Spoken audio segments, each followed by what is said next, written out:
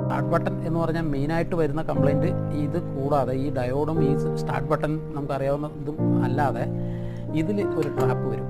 ഞാൻ പറഞ്ഞല്ലോ ഈ LED ഏതെങ്കിലും ഒരെണ്ണം വീക്കായിട്ടുണ്ടെങ്കിൽ കത്തും അത്, പക്ഷേ അത് ലീക്ക് ഉണ്ടാവും. നമ്മൾ ഇവിടുന്ന് കൊടുക്കുന്ന കമാൻഡ് ഇവിടുന്ന് ഡ്രോപ്പായി പോകും.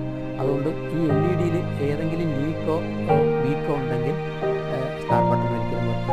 അപ്പോൾ ഒരു 2 3 LED വരും ഈ ലൈനിൽ. അത് മൂന്നും പിടിച്ച് മാറ്റി വിട്ടാൽ തന്നെ എല്ലാ പ്രശ്നവും സോൾവ് ആവും. അതാണ് അതിനുള്ള ഏറ്റവും പ്രധാനപ്പെട്ട ഒരു ടിപ്പ്.